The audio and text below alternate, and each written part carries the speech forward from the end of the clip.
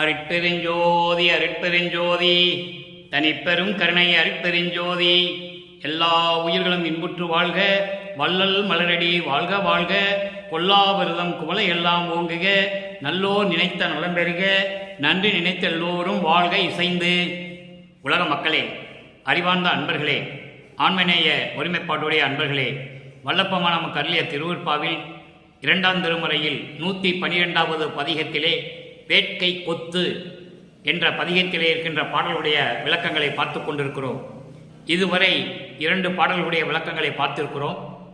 வேட்கை கொத்து என்பது அருள் வேட்கை, அதாவது இறைவனிடமிருந்து எல்லா அருளையும் பெற வேண்டும் என்ற ஒரு ஏக்கம், ஒரு தவிப்பு, அது முழுவதுமாக அருளை இறைவனிடமிருந்து கொத்தாக முழுவதுமாக பெற வேண்டும் என்ற ஒரு ஏக்கம், ஒரு தவிப்பு. இந்த பாடலிலே வல்லப்பமானவர்கள் தன்னை தலைவியாகவும் இறைவனை தலைவனாகவும் உள்ளத்தை தோழியாகவும் வர்ணனை செய்து எப்படியெல்லாம் இறைவனை வேண்டுகிறார் என்பதை நாம் பார்த்து கொண்டிருக்கிறோம். இறைவன் தன்னை ஆட்கொண்ட பிறகு இந்த சமயங்களும் மதங்களும் மார்க்கங்களும் தேவையில்லை என்ற நிலையில் இருக்கும்போது எப்படியெல்லாம் இறைவனை வேண்டினார் என்பதையும், சமரச சுத்த சன்மார்க்கத்தை பெற்ற பிறகு எப்படியெல்லாம் இறைவனை வேண்டுகிறார் என்பதையும் முறையாக ஒவ்வொரு பதிகமாக நாம் பார்த்து கொண்டிருக்கிறோம். இந்த காலகட்டங்களில் வல்லப்பமானவர்கள் இந்த மண்ணுக்கு வருவிக்க உற்று சமயங்களும் மதங்களும் மார்க்கங்களும் சூழ்ந்திருந்த காலங்களில், அதாவது தன்னை யார் என்று அறியாத பருவத்தில், அறியாத பருவம் என்பது மறைப்பு இருக்கின்ற பருவம். மறைப்பு என்பது இந்த மண்ணுக்கு ஏன் வருவிக்க உற்றார் என்ற நிலை அவருக்கு தெரியாது, குழந்தை இறைவனுக்கு தெரியாது. அந்த நிலையில் இருக்கும்போது எப்படி இறைவனை வேண்டுகிறார்? இறைவன் வந்து ஆட்கொண்ட பிறகு, மறைப்பு நீங்கிய பிறகு இறைவன் வரவில்லை என்ற ஒரு ஏக்கத்தில் எப்படி இறைவனை வேண்டுகிறார் என்பதையெல்லாம் ஒவ்வொரு பாடலிலும் நமக்கு அருமையாக அருளியிருக்கிறார்கள் நமது இறைவன் வல்லப்பமானவர்கள். அதை பார்த்து கொண்டிருக்கிறோம். அந்த வகையில் இன்று நாம் பார்க்க வேண்டிய பாடல் 2ஆம் திருமுறை 112வது பதிகம் வேட்கை கொத்து. இறைவனுடைய அருளை முழுவதுமாக பெற வேண்டும் என்ற ஒரு ஏக்கம், ஒரு பரிதவிப்பு, ஒரு தாக்கம், இந்த வகையிலே நாம் பார்த்து கொண்டிருக்கிறோம். 3வது பாடல் அருள் வேட்கை கொத்து. 3வது பாடல். என் உயிரில் கலந்து கலந்து இனிக்கின்ற பெருமான் என் இறைவன், பொதுவில் நடம் இயற்றும் நடராஜன், தன்னை அறியா பருவத்து என்னை மனம் புரிந்தான், தன்னை அறியா பருவத்து என்னை மனம் புரிந்தான், தன்னை அறிந்த பருவத்தே என்னை அறிய விரும்பான், பின்னை அன்றி முன்னும் ஒரு பிழை புரிந்தேன் இல்லை, பெண் பரிதாபம் காணல் பெருந்தகைக்கும் அழகோ, கண்ணல் என்றால் கைக்கின்ற கண்ணல் என்றால் கைக்கின்ற கணக்கும் உண்டோ, அவன் தன் கணக்கு அறிந்தும் விடுவேனோ, கண்டாய் என் தோழி. உள்ளத்திடம் சொல்லுகிறார், இதுவரை நாம் பார்த்த பாடல்களெல்லாம் இறைவன் தன்னை ஆட்கொள்ளாத வரையில் எப்படியெல்லாம் இருந்தார் என்பது. இங்கே என்னை ஆட்கொண்ட பிறகு, அதாவது ஆண்டு 6ல் 3 ஆண்டு ஆட்கொண்ட அருள் கடலே என்று சொல்லுவார். 6+3 9 வயதில் ஆட்கொண்ட பிறகு எப்படி அதை மறைப்பு நீங்குகிறது? தான் யார் என்று உணர்ந்த பிறகு திரும்பி வந்து இறைவன் ஆட்கொள்ளவில்லை. அதை தெளிவாக மக்களுக்கு உணர்த்தி இருக்கிறார்கள் வல்லப்பமானவர்கள். அதை பார்த்து கொண்டிருக்கிறோம். இப்போ இந்த பாடலுடைய பதவுரை பாருங்க. என் உயிரில் கலந்து கலந்து இனிக்கின்ற பெருமான், என் உயிரிலே கலந்து கலந்து கலந்து இனிக்கின்ற பெருமான் என் இறைவன், பொதுவில் நடம் இயற்றும் நடராஜன், பொதுவில் நடம் இயற்றும் நடராஜன், அம்பலத்திலே நடனம் புரிந்து கொண்டிருக்கின்ற நடராஜன், அருள் நடனம் செய்து கொண்டிருக்கின்ற நடராஜன், அருள்வெளியிலே அருள் நடனம் செய்து கொண்டிருக்கின்ற நடராஜன், தன்னை அறியா பருவத்து, இறைவன் யார் என்ற தெரியாத நிலையில், அதாவது 9 ஆண்டுகளுக்கு முன்னால் வல்லப்பமானவர்கள் வருவிக்க உற்று 9 ஆண்டுகளுக்கு முன்னால் தன்னை ஆட்கொண்டு மனம் புரிந்தான். மனம் புரிந்தான் என்பது அருள் செய்தான், ஆட்கொண்டான். இங்கே தன்னை பெண்ணாக உருவகப்படுத்தியதனால், பெண்ணாக உருவகப்படுத்தியதனால் மனம் புரிந்தான் என்று சொல்லுகிறார். மனம் புரிந்தான் என்பது ஆட்கொண்டான். தன்னை அறிந்த பருவத்தே என்னை அறிய விரும்பான். ஆட்கொண்ட பிறகு இறைவன் யார் என்று எனக்கு தெரிந்து விட்டது. தன்னை அறிந்த பருவத்தை என்னை அறிய விரும்பான். என்னிடம் அடைய விரும்பவில்லை. மீண்டும் என்னிடம் வருவதற்கு அவருக்கு விருப்பம் இல்லை. விரும்பான். பின்னை அன்றி முன்னும் ஒரு பிழை புரிந்தேன் இல்லை.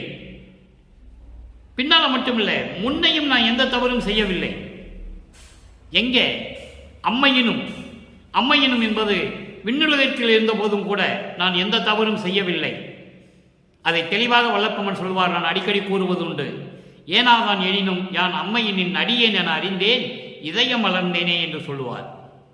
அப்போ அறிந்த பிறகும் கூட, மண்ணுலகத்துக்கு வருவிக்க விட்டும் கூட, அதன் முன்னால் விண்ணுலகத்திலே அம்மையிலே இருந்தபோது கூட நான் எந்த பிழையும் செய்யவில்லை.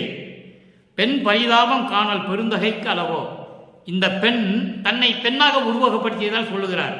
இந்த பெண்ணை பரிதவிக்க விடுவது ஒரு கடவுளுக்கு அழகா? பெண்ணை பரிதவிக்க விடுவது ஒரு கடவுளுக்கு அழகா? பெருந்தகைக்கும் அழகோ? கண்ணல் என்றால் கைக்கின்ற கணக்கும் உண்டோ? கரும்பு என்றால் எப்படி கசக்கும்? கைக்கின்ற என்பது கசப்பு, கண்ணல் என்பது கரும்பு. கரும்பு என்றால் கசக்குமா? அதுபோன்று அவனுடைய நிலையை நான் அறிந்து விட்டேன். அவன் தன் கணக்கு அறிந்தும் விடுவேனோ? அவனுடைய நிலையையும் நான் அறிந்து கொண்டேன். அதன் பிறகு நான் அவனை விடுவேனா? கண்டா என் தோழி, நீ பார்த்து கொண்டே இரு என் தோழி, அவனை நான் விடவே மாட்டேன் என்று சொல்லுகிறார். இப்ப இந்த பாடலுடைய விளக்கத்தை பார்க்க போகிறோம். அதன் பின் இந்த பாடலுக்கு சமயங்களிலும் மதங்களிலும் மார்க்கங்களிலும் நெறிகளில் இருந்து கொண்டிருந்த நிலை இது. அப்போ சமரச சுத்த சன்மார்க்கத்தை அவர் பெறவில்லை. இறைவனிடமிருந்து சமரச சுத்த சன்மார்க்கத்தை பெறாத நிலையில் இந்த பாடலை நமக்கு அருளி இருக்கிறார்கள். அப்போ சமரச சுத்த சன்மார்க்கத்தை பெற்ற பிறகு இதே தலைவி தோழியிடம் எப்படி கூறுகிறாள்? தோழி தலைவியை பற்றி இறைவனிடம் எப்படி கூறுகிறார்? அதன் பிறகு தலைவி தலைவனுடைய செயலை தாய்க்கு எப்படி சொல்லுகிறாள்? இதன் மைய கருத்து என்னவென்றால், உள்ளத்தினுடைய அடிப்படையில் இறைவனை எப்படி வேண்டுகிறார் என்பதையும், அதன் பிறகு உள்ளம், அதாவது மனம் போகாதபடி நிற்க வைத்து இந்த மனம் இறைவனிடம் தலைவியை பற்றி சொல்லுவது போல நமக்கு அருளியிருக்கிறார்கள் 6ஆம் திருமுறையிலே. அந்த விளக்கத்தையும் பார்க்க போகிறோம். இப்போ இந்த பாடலுடைய விளக்கம் பாருங்க. என் உயிரில் கலந்து கலந்து இருக்கின்ற பெருமான், என்னுடைய உயிரிலே கலந்து கலந்து இனித்துக் கொண்டிருக்கின்ற பெருமான் என் இறைவன் பொதுவில் நடம் இயற்றும் நடராஜன். பொதுவிலே அம்பலத்திலே அருள் நடனம் செய்து கொண்டு, அதாவது அருள்வெளியில், பொது என்பது அருள்வெளி, அருள்வெளியிலே அருள் நடனம் செய்து கொண்டிருக்கின்ற நடராஜன் என் இறைவன். தன்னை அறியா பருவத்தை என்னை மனம் புரிந்தான். தன்னை அறியா பருவத்தை என்னை மனம் புரிந்தான். அவன் யார் என்ற நிலையில் தெரியாத நிலையில் இருக்கும்போது, இறைவன் யார் என்று எனக்கு தெரியாத நிலையில் இருக்கும்போது எனது இளம் பருவத்திலே என்னை ஆட்கொண்டான், மனம் புரிந்தான் என்று சொல்கிறார். தன்னை அறிந்த பருவத்தே இறைவன் யார் என்று தெரிந்த பிறகு என்னை அறிய விரும்பான். என்னிடம் வருவதற்கு அவனுக்கு விருப்பம் இல்லை. அப்படின்னா என்ன அர்த்தம்னா, 9 வயதில் ஆட்கொண்ட பிறகு, முதலிலே ஒரு தாயின் வயிற்றிலே கருவிலே இருக்கும்போது எப்படி இறைவன் ஆட்கொண்டான் என்பதையும், அதன் பிறகு 6 மாத காலத்திலே தில்லை தளத்திடையே திரை தூக்க தரிசித்த போது சிவரகசியத்தை, சிதம்பரத்திலே சிவரகசியத்தை காட்டியது. அதன் பிறகு 9வது ஆண்டில் ஆட்கொண்டது. அதன் பிறகு 12வது வயதில் 12வது ஆண்டில் தான் ஆட்கொள்ளுகிறார். அப்ப இந்த 3 வருட கேப் இருக்கு, இடைவெளி. அதை சொல்லுகிறார் இங்கே. தன்னை அறிந்த பருவத்தை என்னை அறிய விரும்பான். என்னை ஆட்கொண்ட பிறகு, நான் இறைவனை யார் என்று தெரிந்து கொண்ட பிறகு, அதன் பிறகு என்னை பார்க்க விரும்பவில்லை, வரவில்லை. என்ன காரணமோ தெரியவில்லை. பின்னை என்று முன்னும் ஒரு பிழை புரிந்தேன் இல்லை. அதாவது உலகியல் விளக்கம் என்னவென்றால், முன்னாலேயும் பின்னாலேயும் நான் ஒரு பிழை கூட, ஒரு தவறு கூட நான் செய்யவில்லை, ஒரு குற்றம் கூட செய்யவில்லை என்று சொல்லுவது உலகியல் விளக்கம். இறைவனுடைய சமரச சுத்த சன்மார்க்கத்தின் விளக்கம் என்னவென்றால், இந்த மண்ணுலைக்கு வருவிக்க செய்தும் இந்த மண்ணுலகிலே நான் வருவிக்க உற்ற பிறகும் எந்த தவறும் செய்யவில்லை. முன்னேயும் அம்மையிலும், அம்மை என்பது விண்ணுலகிலும் சரி, நான் எந்த தவறும் செய்யவில்லை. முன்னேயும் பின்னேயும் எந்த தவறும் நான் செய்யவில்லை. அப்படி இருந்தும் ஒரு பெண் என்று கூட பார்க்காமல், ஒரு பெண் என்று கூட பரிதாபம் காட்டாமல் இருப்பது பெருந்தகைக்கு அழகோ? இது கடவுளுக்கு அழகா? தோழியிடம் சொல்லுகிறது. தலைவி தோழியிடம் சொல்லுகிறாள், உள்ளத்திடம் சொல்லுகிறார் வல்லற்பமானவர்கள். அப்போ ஒரு பெண் பரிதவிக்கிறதும் கடவுளுக்கு அழகா என்று சொல்லும்போது, கண்ணல் என்றால் அதுக்கு ஒரு உதாரணம் சொல்லுகிறார், உவமை சொல்லுகிறார். கரும்பு என்றால் கசக்குமா என்ன? கண்ணல் என்றால் கைக்கென்ற கணக்கும் உண்டோ? கரும்பு என்றால் கசக்கிறது என்ற பழமொழி எல்லாம் உண்டா? இருந்தாலும் நான் அவனை தெரிந்து கொண்டேன். அவன் தன் கணக்கு அறிந்தும் அவன் யார் என்று நான் தெரிந்து கொண்டேன். இனிமேல் அவனை விடுவேனா? கண்டா என் தோழி, பார்த்து கொண்டே இரு என் தோழி என்று சொல்லி ஒரு தோழியிடம் சொல்லுவது போல நமக்கு இந்த பாடலை அருளியிருக்கிறார்கள் நமது இறைவன் வல்லப்பமானவர்கள். அதன் பிறகு சமரச சுத்த சன்மார்க்கத்தை பெற்ற பிறகு அந்த நிலையை நாம் கண்டிப்பாக சொல்ல வேண்டும். ஏன்னால் அந்த காலகட்டத்தில் நாம் இருக்கிறோம்.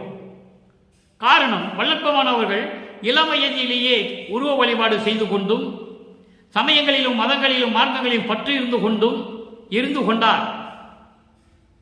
அதனால்தான் நாம் கீழிருந்தே போக வேண்டும் என்று சொல்லி சமரச சுத்த சன்மார்க்கத்தினுடைய விளக்கத்தை யாருக்கும் தெரியாமல் செய்து விட்டார்கள்.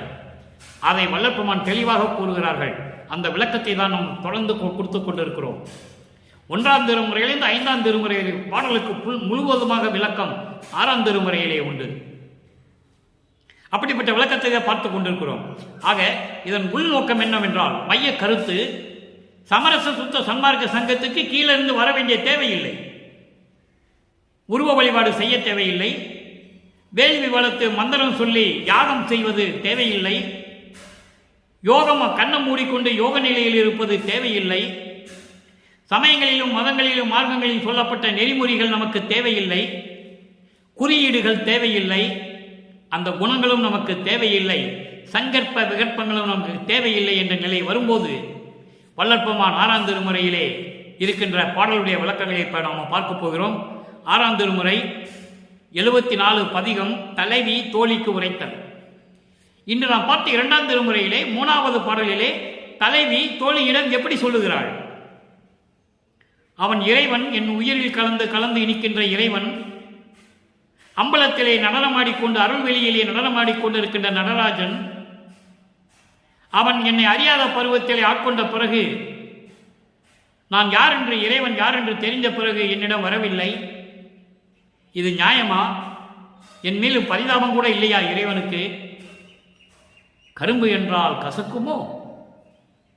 நான் பார், அவனை யார் என்று தெரிந்து கொண்டேன், அவனை நான் விடவே மாட்டேன் என்று தோழியிடம் சொல்லுகிறார். சமரச சுத்த சன்மார்க்கத்தை பெற்ற பிறகு இறைவனுடைய நிலையை எப்படி சொல்லுகிறார் என்பதை பார்க்க போகிறோம். தலைவி தோழிக்கு உரைத்தல் 3வது பாடல் 6ஆம் திருமுறை. சின்மய வெளியிடை தன்மயமாகி. அங்கே அம்பலத்திலே நடனமாடுகின்ற, அருள்வெளியில் நடனமாடுகின்ற நடராஜன் என்று சொல்லுவார். இங்கே அருப்பெருஞ்சோதியை எப்படி சொல்கிறார் பாருங்கள். அப்போ சமரச சுத்த சன்மார்க்கத்தை பெற்றுக்கொண்டார். சின்மய வெளியிடை தன்மயமாகி திகழும் பொது நடம் நான் காணல் வேண்டும். அங்கே நடனமாடுகின்ற இறைவன் என்று சொல்லுவார், இங்கே அந்த நடனத்தை நான் காண வேண்டும் என்று சொல்லுவார். நீங்கள் வேற்றுமையை, வித்தியாசத்தை நன்றாக புரிந்து கொள்ள வேண்டும். சின்மய வெளியிடை தன்மயமாகி திகழும் பொது நடம் நான் காணல் வேண்டும். என்மயமாகி இருப்பாயோ தோழி, உள்ளத்திடம் சொல்லுகிறார். என்மயமாகி இருப்பாயோ தோழி, இச்சைமயமாய் இருப்பாயோ தோழி. இது பாடல். இந்த பாடலுடைய பொருள் பாருங்க. சின்மய வெளியிடை, சிவஞான அருள்வெளியில் தன்மயமாகி, சிவமயமாகி, கடவுளாகி. நல்லா கவனிக்கணும் நீங்க. சின்மய வெளியிடை சிவஞான அருள்வெளியில் 16வது நிலையில், ஞானத்தில் ஞானம் என்ற நிலையில் சிவமயமாகி, கடவுளாகி, அருப்பெருஞ்சோதியாகி, அதான் தன்மயமாகி என்று சொல்லுவது. அருப்பெருஞ்சோதியாகி, அங்கே நடராஜன் என்று சொல்லுவார், இங்கே அருப்பெருஞ்சோதி என்று சொல்லுவார். அருப்பெருஞ்சோதியாகி விளங்குகின்ற பொது நடம் நான் காணல் வேண்டும், அந்த அருள் நடனத்தை நான் பார்க்க வேண்டும். உள்ளத்திடம் சொல்லுகிறார். சிவஞான அருள்வெளியில் சிவமயமாகி கடவுளாகி அருப்பெருஞ்சோதியாகி விளங்கிக் கொண்டிருக்கின்ற அந்த அருள்வெளியில் அருள் நடனத்தை நான் காண வேண்டும். என் மயமாகி இருப்பாயா தோழி? உள்ளத்திடம் சொல்லுகிறார், தோழி என்னுடனே நீ இருப்பாயா? என்மயமாகி என் கூடயே இருக்கணும், விலகி போகக்கூடாது.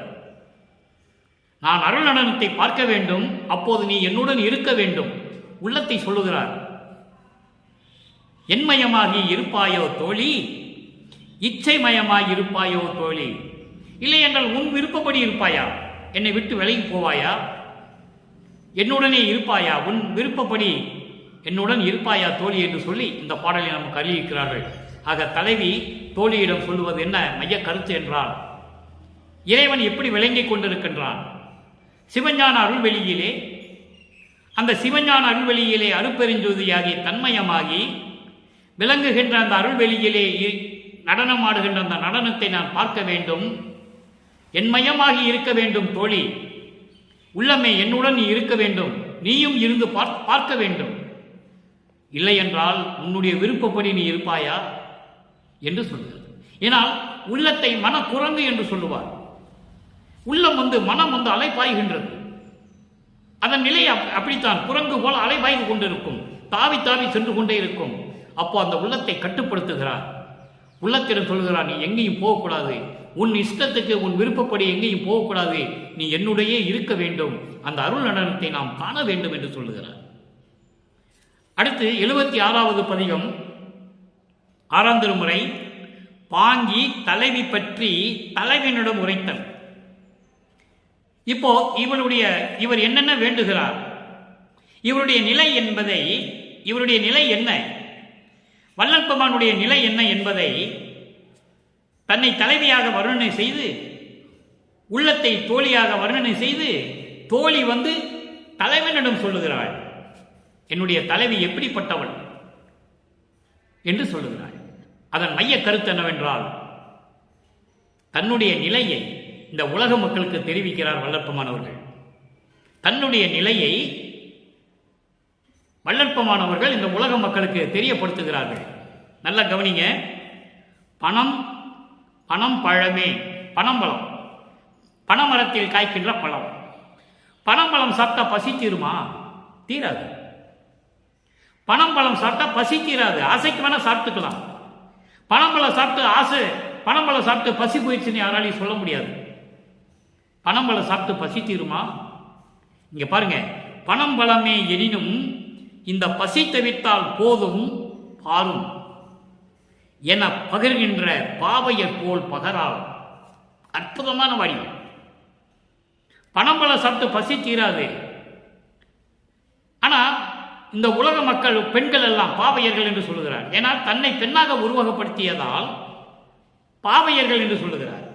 பாவையர்கள் என்றால் பெண்கள். இந்த பனம்பழமே இருந்தாலும் பரவாயில்லை, இப்போ இருக்கிற பசி தீர்ந்தால் போதும் என்று பெண்கள் சொல்லுவது போல என் தோழி சொல்ல மாட்டாள். அப்ப எவ்வளவு பொருள் பாருங்க. இதனுடைய பொருள் என்னவென்றால், இருக்கிற அருள் கிடைச்சா போதும், நீ கொடுத்தா போதும் என்றெல்லாம் என்னுடைய தோழி ஒத்துக்க மாட்டாள். இதான் பொருள். உலகியல் விளக்கம் என்னவென்றால், பணம் பலமே இருந்தாலும் இது பசி தவிர்த்தால் போதும் என்று சொல்லி பெண்கள் சொல்லுவது போல என்னுடைய தோழி சொல்ல மாட்டாள். அதனுடைய பொருள் என்னவென்றால், அதான் வேட்கை கொத்து, கொத்தாக பெறுவது. அருள் நீ கொடுக்கிற மாதிரி கொஞ்சம் கொஞ்சமா அருளை கொடுத்தால் அதெல்லாம் என்னுடைய தோழி ஒத்துக்க மாட்டாள். என பகிர்கின்ற பாவையர் போல் பகரால் சொல்ல மாட்டாள். இனம் பழமோ கல் கலந்தால், இங்கே பாடலே கங்க் கலந்தால் என்று இருக்கும். அந்த இங்கனா இல் மருவி இருக்கிறது. கல் என்பது தேன். நல்லா கவனிக்கணும். கங் கலந்தால் என்று இருக்கும். கங் கலந்தால் என்பது அந்த இங்கு இல் மருவி இருக்கிறது. கல் என்பது தேன். இனம் பழமோ என்றால் முக்கனி. மா பலா வாழை, மா பலா வாழை முக்கனி. இந்த முக்கனியும் கலந்து இந்த தேனும் கலந்து எவ்வளவு சுவையாக இருக்குமோ அப்படி இருக்கிறாள், பேரின்பமாக இருக்கிறாள். எப்படி? சிவ அனுபவத்தல்லால் எந்த அனுபவங்களிலும் இச்சை இல்லாள். சிவானந்த சிவானுபவமே அவளுக்கு இச்சையானது, விருப்பமானது. வேற எந்த அனுபவங்களிலும் அவளுக்கு விருப்பம் இல்லை. அப்போ நான் சிவானுபவத்தில் இருந்து கொண்டிருக்கிறேன், வேற எந்த விருப்பங்களும் இச்சைகளும் எனக்கு இல்லை என்று சொல்கிறார் வள்ளற்பெருமான். இது சுத்த சன்மார்க்க விளக்கம். முக்கனி போல், முக்கனியும் கலந்து அதில் தேனும் கலந்து எப்படி இருக்கிறதோ அதுபோல என் தோழி மகிழ்ந்து கொண்டிருக்கிறாள்.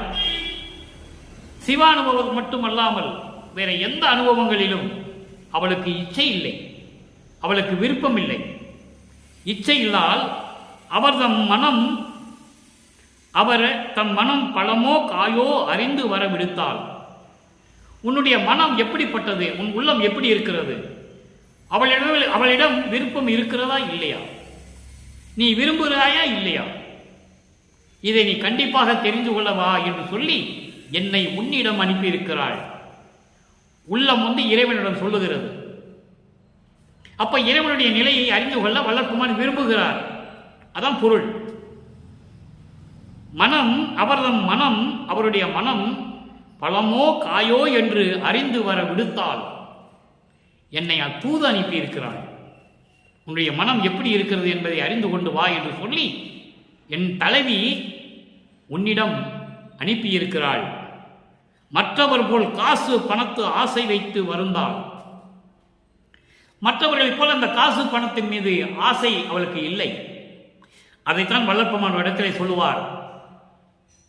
நான் படைத்த பணங்களை பல்கால் கிணற்றிலும் குளங்களிலும் ஆற்றிலும் வீசினேன் என்று சொல்லுவார். ஆறாந்திருமறையிலே ஒரு பாடலிலே சொல்லுவார். நான் படைத்த பணங்களை பல்கால் ஆற்றிலும் குணங்களிலும் நீர்நிலைகளிலும் எடுத்து வீசினேன் என்று சொல்லுவார். அதைதான் இங்கே சொல்லுகிறார். மற்றவர் போல் காசு பணத்து ஆசை வைத்து வருந்தாள். ஐயோ, நம்மிடம் காசு இல்லையே, பணம் இல்லையே என்று ஆசை வைத்து அவள் வருந்துவதில்லை. தனம் பழமோ பெருந்தகைக்கு இது சம்மதமோ? தனம் என்பது இறைவனுடைய இறைவனுடைய பெருந்தன்மையை சொல்லுகிறார், பெருந்தகையை என்று சொல்லுகிறார். இறைவனுக்கு இது சம்மதமோ? காசு மேலேயும் பணம் மேலேயும் அவளுக்கு ஆசை இல்லை. உன்னிடம் ஒரு சில அருளை மட்டும் பெற அவருக்கு விருப்பம் இல்லை. மொத்தமாக வேண்டும், முழுவதுமாக வேண்டும். உன்னுடைய விருப்பத்தை அறிந்து வர சொல்லி என்னுடைய தலைவி உன்னிடம் அனுப்பியிருக்கிறாள். பெருந்தகையினுடைய எண்ணம் எப்படியோ, இறைவனுடைய எண்ணம் எப்படியோ, தேவர் திருவாய் மலர வேண்டும். நீ வாய் திறந்து சொல்லிதான் ஆகணும். வள்ளற்பெருமான் இறைவனிடம் தந்தையிடம் கேட்கிறார், நீ வாய் திறந்து சொல்லு, இதுக்கு பதில் சொல்லு என்று சொல்லுகிறார். வாய் திறந்து மலர வேண்டும். சபையில் நடைமுறைகின்ற தனி பெரிய துறையே, சத்திய ஞான சபையிலே அருளடனம் செய்து கொண்டு இந்த பிரபஞ்சத்தை காத்து கொண்டிருக்கின்ற தனி பெரிய துறையே, எல்லாற்றுக்கும் முதல்வான இறைவன் அருப்பெருஞ்சோதி ஆண்டவரே என்று சொல்கிறார். அருப்பெருஞ்சோதியே தான் தனி பெரும் துறையே என்று சொல்கிறார் வள்ளற்பெருமானவர்கள். அடுத்து பாருங்க, 77வது பதிகம். தலைவி தலைவன் செயலை தாய்க்கு உரைத்தல். தலைவி தலைவன் செயலை தாய்க்கு உரைத்தல். அப்படி என்றால் வள்ளற்பெருமானவர்கள் இறைவனுடைய செயலை, இறைவன் தன்னிடம் எப்படி இருக்கிறார் என்பதை உலக மக்களுக்கு தெரிவிக்கிறார். தன்னை ஒரு தலைவியாகவும் இறைவனை தலைவனாகவும் உலக மக்களை தாயாகவும் நினைத்து இந்த பாடலை நமக்கு அறிவிக்கிறார்கள். உலக மக்களுக்கு தெரிவிக்கிறார். எப்படி? தலைவி தலைவன் செயலை உலக மக்களுக்கு தெரிவிக்கிறார். தாய்க்கு உரைத்தல். அறம் காவல் செய்தேனை ஆண்டு கொண்டு, நல்லா கவனிச்சுட்டு வாங்க நண்பர்களே, அறம் காவல் செய்தேனை ஆண்டு கொண்டு இங்கே அருப்பெருஞ்சோதியாய் ஆடும் அழகர். அங்கே இன்று பார்த்த இரண்டாம் திருமுறையிலே என் உயிரில் கலந்து கலந்து இணைக்கின்ற பெருமான் என் இறைவன் பொதுவில் நடவியற்றும் நடராஜன் என்று சொல்லுவார்.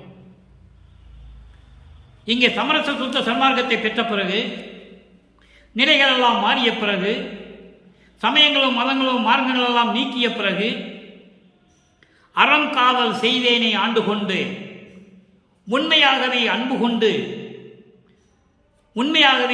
கொண்டு பற்று கொண்ட என்னை ஆண்டு கொண்டு என்னை ஆட்கொண்டு இப்பொழுது அருப்பெருஞ்சோதியாய் ஆடும் அழகர், அருப்பெருஞ்சோதியாய் நடனமாடிக்கொண்டிருக்கின்ற இறைவன் அழகானவர். அற்புதமாக சொல்வார், அருப்பெருஞ்சோதியாய் ஆடும் அழகர்.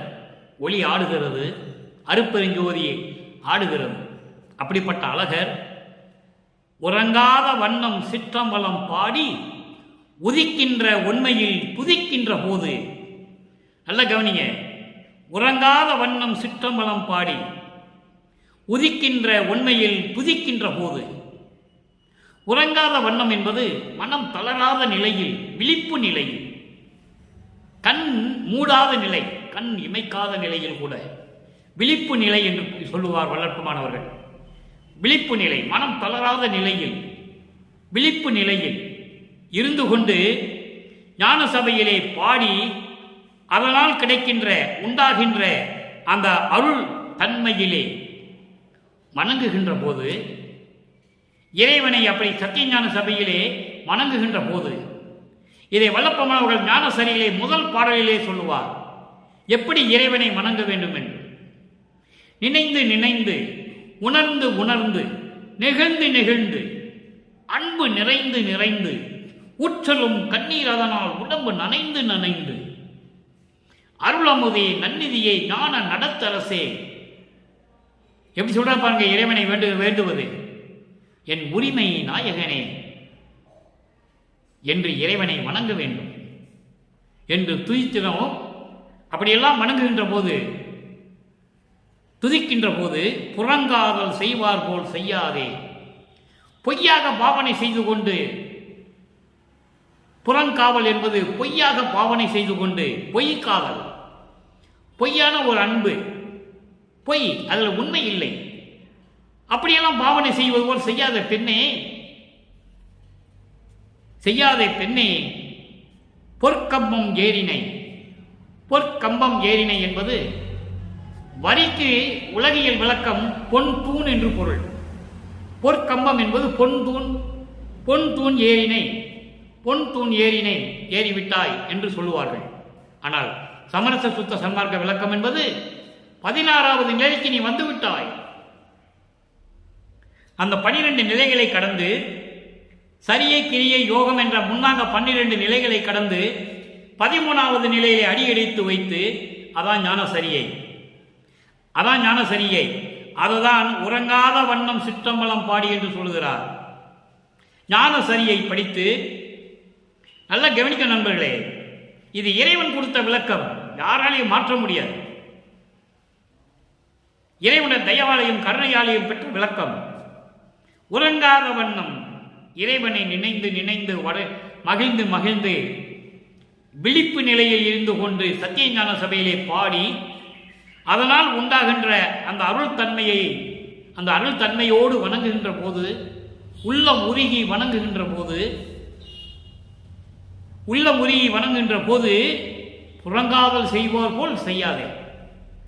பொய்யான வழிபாடுகள், பொய்யான நிலைகள்லாம் உனக்கு வேண்டாம், பொய்யான அன்புகள்லாம் வேண்டாம். செய்யாதே பெண்ணை பொற்கம்பம் ஏற்றினை.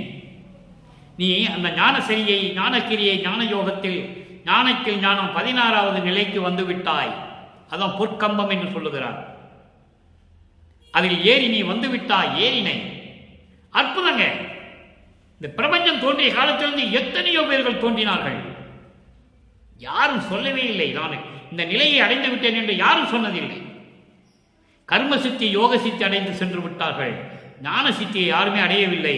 இங்க சொல்லுவார், இங்க அதுக்கு சொல்றார் பாருங்க, பொற்கம்பம் ஏறினை சொர்க்கம் அங்கு.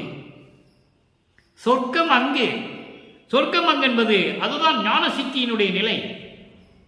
இதை 6ஆம் திருமுறையிலே 64வது பதிகம் திருவுந்தியார் பதிகத்திலே 10வது பாடலிலே சொல்லுவார். கடைசி பாடல், முத்தியை பெற்றேன் அம்முத்தியினால் ஞான சித்தியை உற்றேன் என்று சொல்லுவார். அதான் சொர்க்கம். அதுதான் இங்கே சொல்லுகிறார். சொர்க்கம் அங்கு, ஞான சித்தி அங்குதான் இருக்கிறது. முத்தியை பெற்றேன் அம்முத்தியினால் ஞான சித்தியை உற்றேன் என்று உந்திப்பற. உந்திப்பற என்பது நான் ஏற்கனவே விளக்கம் கொடுத்திருக்கிறேன், இருந்தாலும் இன்று எளிய முறையில் சொல்லுகிறேன். காற்றில் இருக்கின்ற ஒரு உந்துகின்ற சக்தி, ஒரு பேப்பரை தூக்கி போட்டீங்கன்னா காற்றுல பறக்கும். அப்ப காத்துக்கு உந்துற சக்தி இருக்கு.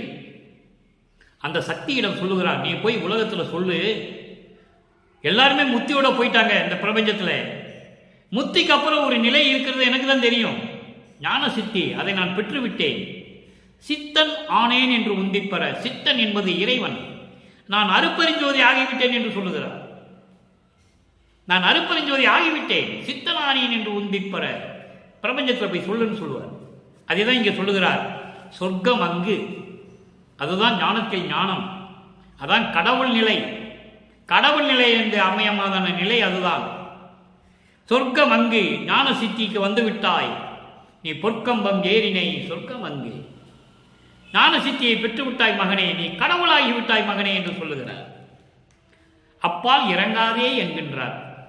அதை விட்டு கீழே இறங்காதே, அங்கேயே இரு.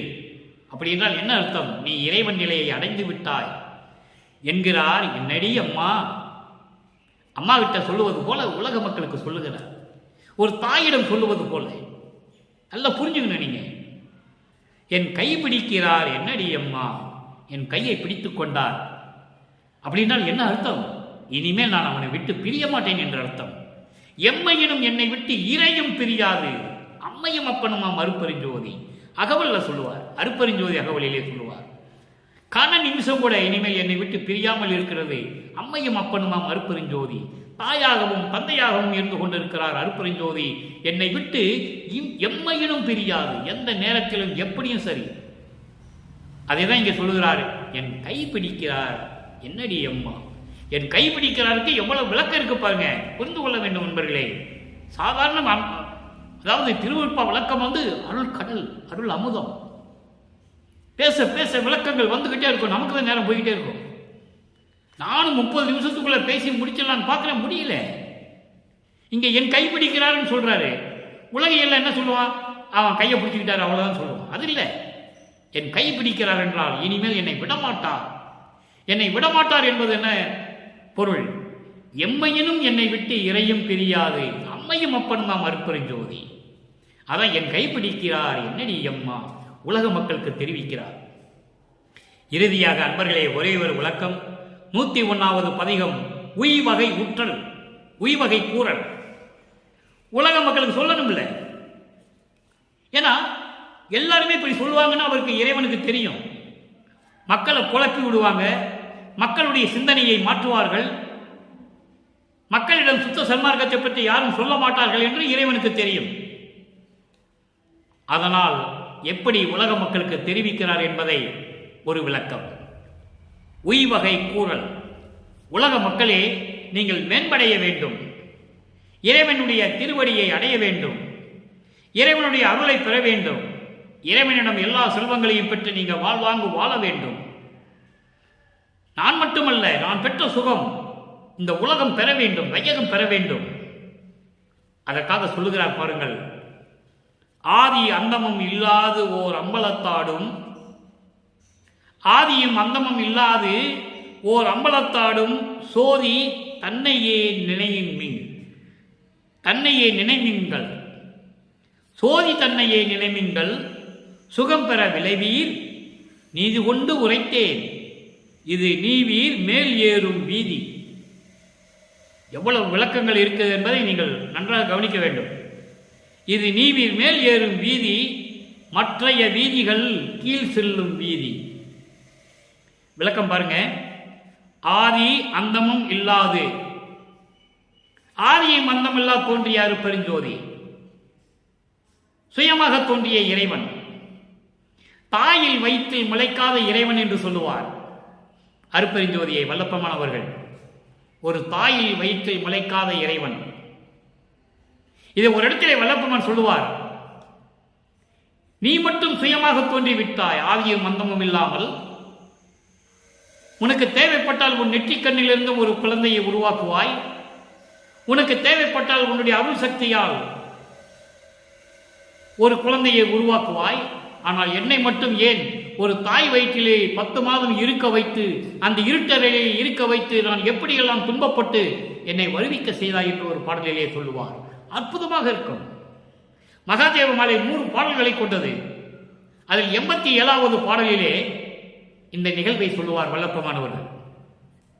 என்னை மட்டும் ஒரு தாய் கருவறையிலே அசிங்கமான ஒரு துர்நாற்றம் பிடித்த இடத்திலிருந்து என்னை ஏன் வருவிக்க செய்தாய்? அந்த கருவறையில் இருக்கும்போது நான் எப்படியெல்லாம் துன்பப்பட்டேன் தெரியுமா? தத்துவங்களுடைய சேட்டைகள், அந்த கரணங்களுடைய சேட்டைகள், ஐம்புலங்களுடைய சேட்டைகள் எப்படியெல்லாம் நடந்தது தெரியுமா? இப்படியெல்லாமா என்னை வளர்த்து கொண்டு வந்தாய்? அற்புதமாக சொல்லுவார். யாராலையும் சொல்ல முடியாது. அப்படிப்பட்ட ஒரு நிலையை இங்க சொல்றார் பாருங்க. ஆதியும் அந்தமும் இல்லாத ஒரு அம்பலத்திலே ஆடும் சோதி தன்னையே நினைவீங்கள். ஆதியும் அந்தமெல்லாம் தோன்றிய இறைவன் சத்தியஞான சபையிலே அருள் நடனம் புரிந்து கொண்டிருக்கின்ற இறைவன் அருப்பெருஞ்சோதி ஆண்டவரை நினையுங்கள். நினையுங்கள் என்பது வணங்குங்கள், வேண்டுங்கள். அருப்பெருஞ்சோதி ஆண்டவர் விண்ணப்பம் வையுங்கள். உங்களுக்கு என்ன குறை இருக்கிறதோ விண்ணப்பம் வையுங்கள். அதோடு மட்டுமல்ல, சுகம் பெற விளைவீர். உங்களுக்கு பேரின்பம் வேண்டுமா? சுகம் வேண்டுமா? நோயற்ற வாழ்வு வேண்டுமா? மரணமில்லா பெருவாழ்வு வேண்டுமா? அருள் செல்வம் வேண்டுமா? பொருள் வேண்டுமா? என்ன வேண்டும்? நீங்கள் பெற்றுக்கொள்ளுங்கள் இறைவனிடம். விரும்புங்கள். விளைவீர் என்பது விரும்புங்கள். வாருங்கள், சத்தியஞான சபைக்கு வாருங்கள். நீதி கொண்டு உரைத்தேன், சத்தியமாக சொல்லுகிறேன். நீதி கொண்டு உரைத்தேன் என்பது சத்தியமாக சொல்லுகிறேன். அன்பர்களே, மனிதனுக்கு மனிதன் சத்தியம் செய்வதுண்டு. ஆனால் இறைவன் மக்களுக்காக சத்தியம் செய்கிறான். நல்லா புரிஞ்சுக்கணும். நீங்க படைத்த இறைவனே, நம்மளை படைத்த இறைவனே சத்தியம் செய்கிறார். காரணம் மக்களுடைய அறியாமை. இருளில் மூழ்கிக் கொண்டிருக்கிறார்கள். மாயைகளிலும் மயக்கங்களிலும் சிக்கிக் கொண்டிருக்கிறார்கள்.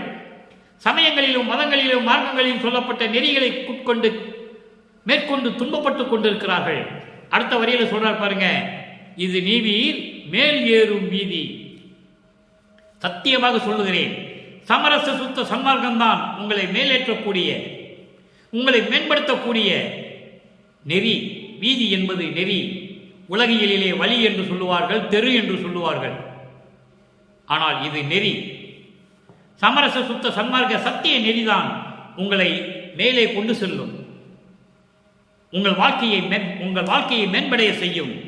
மற்றைய வீதிகள், மற்றைய நெறிகள், சமயங்கள், மதங்கள், மார்க்கங்களுடைய நெறிகள் எல்லாம் உங்களை கீழே கொண்டு சென்றுவிடும். உங்கள் பாதாள குழியில் கொண்டு தள்ளிவிடும். நீங்கள் மேலே ஏறி வர முடியாது. உடைந்த சமயக்குழி நின்று எழுந்து உணர்மின் அழியா ஒரு திருநெறியாம் சன்மார்க்க திருநெறி பெற்று வந்தேன். ஞானசரியில சொல்லுவார், அற்புதமா இருக்கும். உடைந்த சமயக்குழி என்று சொல்லுவார், பாதாள குழி, சாக்கடை என்று சொல்லுகிறார். அதேதான் இங்கு சொல்லுகிறார், மற்றைய வீதிகள் எல்லாம் கீழ் செல்லும் வீதி. அதெல்லாம் போனீங்கன்னா நீங்க உங்க வாழ்க்கை மேம்படையாது. இறைவன் சொல்லுகிறார், சாதாரண மனிதன் சொன்னதல்ல, அடியார்கள் சொன்னதல்ல, ஞானி சொன்னதல்ல, யோகி சொன்னதல்ல, தமிழ் துறவி சொன்னதல்ல. இறைவன் அப்படிதான் சொன்னார்கள். தமிழ் துறவி என்றார்கள், ஞானி என்றார்கள், யோகி என்றார்கள், போகி என்றார்கள், சிந்தனையாளர், பகுத்தறிவாளர், புரட்சியாளர், இப்படிதான் சொன்னார்கள். அவன் இறைவன் என்பதை இங்கே சொல்லுகிறார். நான் சத்தியமாக சொல்லுகிறேன், சமரச சுத்த சன்மார்க்க நெறிதான் உங்களை மேம்படைய செய்யும். இறைவனிடையே நேரடியாக பார்க்கக்கூடிய ஒரு மார்க்கம், தனி மார்க்கம்.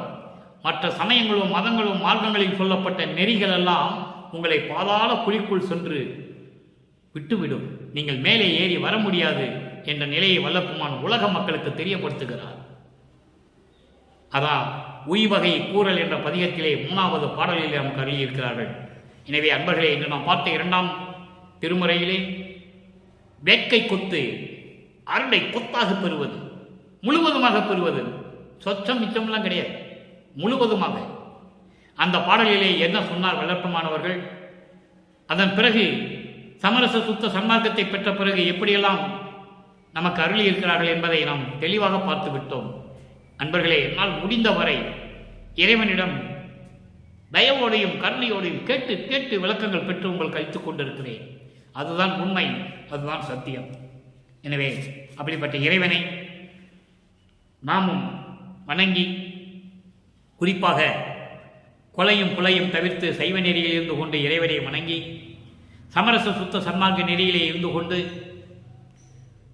எந்த விதமான குறுக்கீடுகள் இல்லாமல், சமயங்கள் மதங்கள் மார்க்கங்களுடைய குறுக்கீடு இல்லாமல், சங்கற்ப விகற்பங்கள் இல்லாமல் இறைவனை வழிபட்டு இறைவனுடைய அருளையும் செல்வங்களையெல்லாம் பெற்று நீங்கள் இந்த வையகத்திலே நீங்கள் உறவினர்களோடும் மனைவி குழந்தைகளோடும் நோயற்ற வாழ்வில் நீங்கள் வாழ வேண்டும் என்று இறைவனுடைய தயவாலயம் கருணையாலையும் கூறி இந்த வள்ளலார் வழியன் விடைபெறுகிறேன். மீண்டும் நாளை சந்திப்போம். நன்றி, வணக்கம். அருட்பெருஞ்சோதி அருட்பெருஞ்சோதி, தனிப்பெரும் கருணை அருட்பெருஞ்சோதி.